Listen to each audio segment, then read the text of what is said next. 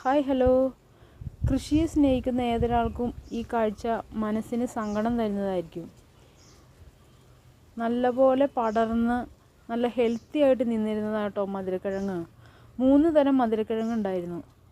എല്ലാം പന്നി വന്ന് നശിപ്പിച്ചിട്ട് പോയി.